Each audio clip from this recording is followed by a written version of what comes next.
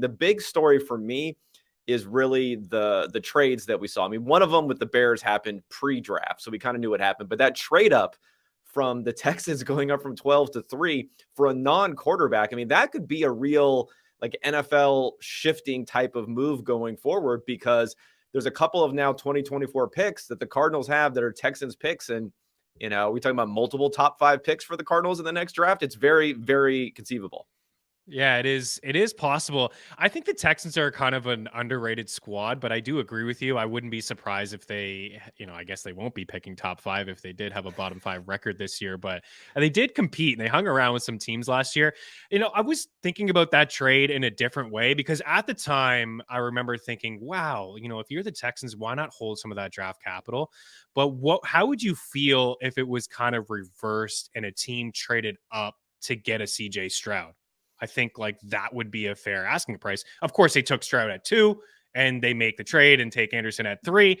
But if you just thought about it from that angle, I think it's like a fair move to go up and get a franchise quarterback. I mean, they ended up getting 2 kind of franchise players. I mean, if you pool everything together, I guess, that they got with the 2nd and 3rd pick and what they gave up to get the 3rd pick, there can be a justification for it. I don't know. I think it hints at maybe some bad process from me. And I don't know that this to be the case, but it sounds like, and this is what we were hearing, like the feedback that we were hearing via Lance Zierlein and others who were close to that organization, was that they were going to go edge rusher. I think that may have been the consensus for D'Amico Ryans, or maybe even the front office there. Probably D'Amico Ryans has a lot of influence, being the hot coach coming in. Yeah. So that seems like that was going to be the case.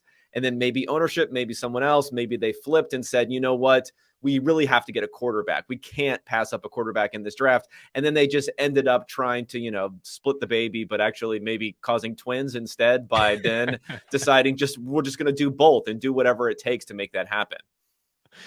Yeah, it is really interesting to look at, because, again, both sides of it, this is a team that's still rebuilding and they still definitely need a lot, but they were pretty happy in Houston getting a franchise quarterback in CJ Stroud, and then getting arguably the best player potentially in the draft. It'll be good for this season. It'll be as good as it's going to get for this season. The effects are really only going to come a year or 2 down the road. So Texas fans should be happy with what's going to happen.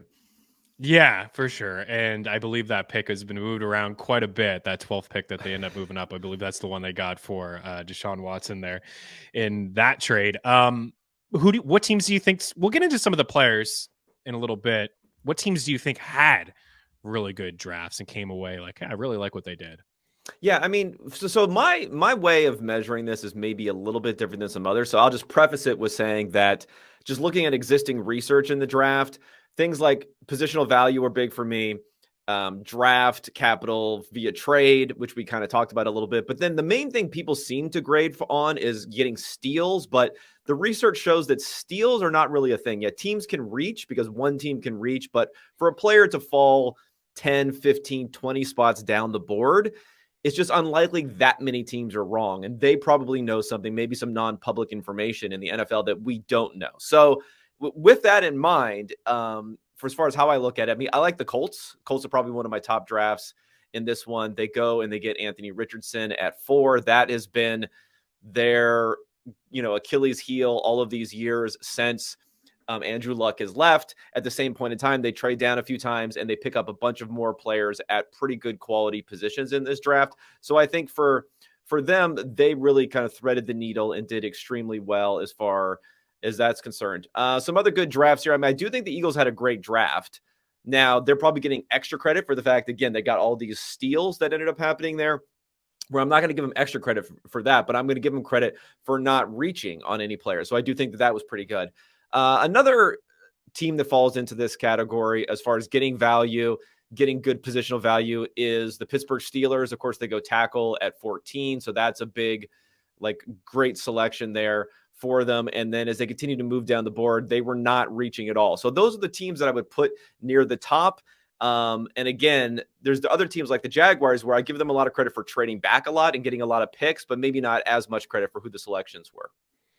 Yeah, I think you said it perfectly with the Eagles, and I know there's some reports that executives across the league are just sick and tired of hearing about Howie Roseman and how he nailed the draft. But listen, I mean, he didn't have to do too much, right? I mean, they traded up one spot to get Jalen Carter at 9, and you saw there on the board, Nolan Smith falls down, and he was aggressive, of course, in in making a trade and getting another Georgia Bulldog and Ringo as a cornerback there, and also making the trade for DeAndre Swift, which I do believe is a great buy low. I mean, the guy's making less than $2 million on the final year of his deal.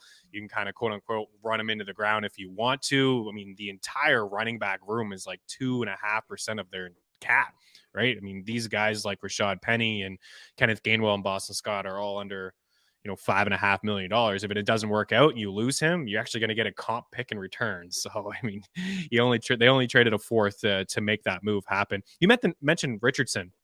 What do you expect? Week 1 starter for the Colts. I mean, you spend that kind of capital, I see you doing that, and I'm with you. I'm kind of doing that too. I see people are like, oh, well, you spent a 4th overall pick. I mean, you have to play him. What's the competition? Only Gardner Minshew. But also, what's the rush? This guy's fairly raw compared to the other quarterbacks that went, and CJ Stroud, and even Will Levis, who fell to the 2nd round of the Titans, and Bryce Young, who goes, 1st overall. What do you think? Is he the week 1 starter? Do you give him over 10.5 games this season?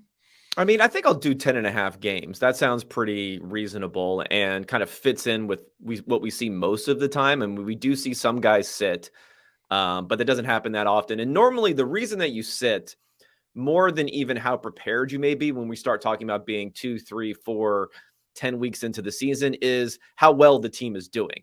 Even if you may not feel that the quarterback is fully prepared, if you're 1-4 at 5 weeks into the season, guess what? That rookie is going to get inserted into the starting lineup. So I think that's an important factor to look at here. They have Gardner Minshew as the starter if they don't go with Richardson. So I would say it's probably around coin flip-ish as to who will start week 1. Richardson was only really a 1-year starter. He's a younger guy coming out after his true junior season. So he's not the most seasoned guy, but at the same time, some of the metrics that I like to look at for guys, whether they're able to avoid sacks, whether or not they're able to perform pretty well under pressure. He did well in those categories, and I think those things translate well to the NFL. So who knows? He could be the guy, and especially he could be the guy if they want to install an offense all around him and around his skills. And remember, they have now the Eagles offensive coordinator there as the head coach. If they want to do that, maybe they decide, you know what, week 1, let's just do this, let him run a lot, give us a floor through that, and then we don't have to worry about transitioning everything from Minshew, who clearly is not going to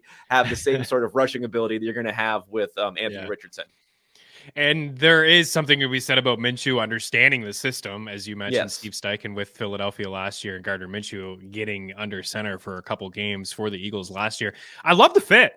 I really do. I think some people are kind of on the fence about the fit, but you just mentioned Steichen. So it's a similar offense that worked in Philadelphia, and Steichen's been around young quarterbacks. Of course, he made it work with Jalen Hurts. I mean, he was there in the rookie season with Justin Herbert. So he understands, maybe what to get or how to make life simple for a rookie quarterback. And I think we'll see like a lot of RPOs. The offensive line is solid, although it didn't play great last year, Kevin, but I still like a lot of the pieces on the offensive line.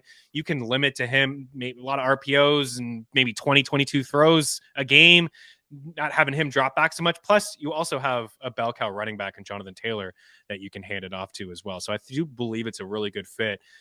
From a dynasty standpoint, would he be your number 1 quarterback in rookie-only drafts? And who do you think will be the best quarterback this season in terms of just maybe redraft?